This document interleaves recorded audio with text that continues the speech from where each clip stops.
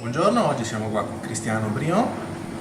Buongiorno. Cristiano, neo autore Panda e vincitore della menzione d'onore per narrativa inedita al premio Pronola 2016. Cristiano, il libro si chiamava Un insolito viaggio, poi è uscito con il titolo di La volta in cui dissi che l'India è una merda. Sottotitolo, bellissimo secondo me, Le camere d'albergo hanno anche il campanello. Cristiano, ci parli un po' del libro? Allora, innanzitutto direi l'emozione di partecipare alla serata finale del Pronola dell'anno scorso. Dopo aver saputo di essere tra i finalisti, ho partecipato ovviamente alla serata finale e quando la lettrice ha iniziato a leggere il brano che avevo selezionato per la serata finale, l'emozione è salita perché ho capito che probabilmente avevo vinto un premio. È stata una soddisfazione unica e irripetibile, credo, partecipare, scrivere il libro e vincere il premio, pubblicarlo e trovarlo addirittura in libreria. Un'emozione veramente unica e, ripeto, irripetibile. Bene, io ho avuto il piacere di presentare Cristiano alla sua prima presentazione letteraria alla libreria Torre di Libri Mondadori a Castelfranco Veneto. Sì. Il protagonista del libro è Giacomo Passalacqua. Giacomo Passalacqua è un agente immobiliare, Sì. che per lavoro quindi viaggia tantissimo, così come viaggia il nostro Cristiano che è ingegnere elettronico.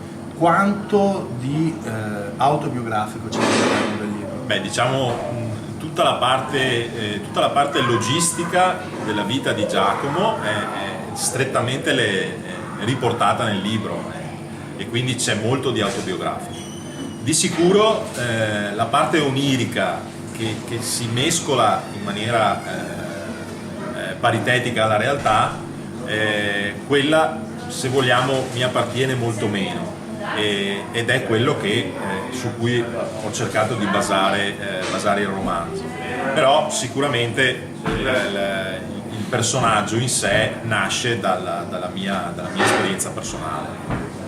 Il libro gioca sul contrasto tra realtà e sogno, lasciando al lettore ampio margine di interpretazione su quanto avviene durante l'avventura di Giacomo, fino a giungere ad un finale che, come dice anche la quarta di copertina, è sorprendente anch'esso.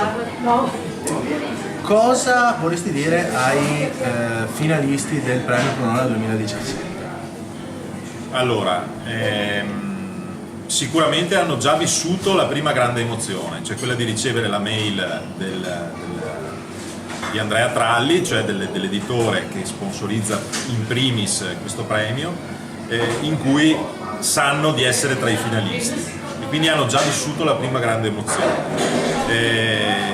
Quello che posso dire io è di partecipare serenamente alla serata finale, perché comunque vada è un'esperienza veramente splendida, e il fatto di essere stati selezionati per la finale, anche nel caso non si arrivi a vincere un premio, è comunque una cosa importante, perché va ricordato che arrivano centinaia e centinaia di manoscritti editi e inediti, e quindi si è già passati una grande selezione, quindi quello che si è scritto vuol dire che è piaciuto comunque, per cui partecipare con grande orgoglio e con grande passione a questa serata finale. Ecco, Cristiano, sappiamo che stai pensando di scrivere il seguito delle avventure di Giacomo, giusto? Sì, ho già iniziato e ovviamente è un percorso completamente diverso.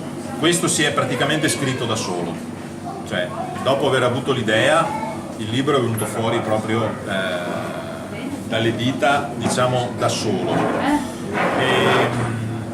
Il seguito è un'esperienza completamente diversa, più ragionata, e sarà ambientata sempre all'estero, in questo caso in Africa, e fra un po' dovrò proprio andare in Africa per lavoro, e quindi lì si compierà diciamo così, il percorso del prossimo libro che spero possa prossimamente uscire. Benissimo. Direi che con questo è tutto. Trovate La volta in cui dissi che eri una merda in tutte le migliori librerie e su tutti quanti gli store digitali con le price quando edizioni a 99 centesimi in versione ebook. Grazie mille Cristiano e ci vediamo l'11 marzo. Grazie Alessandro, arrivederci all'11 marzo.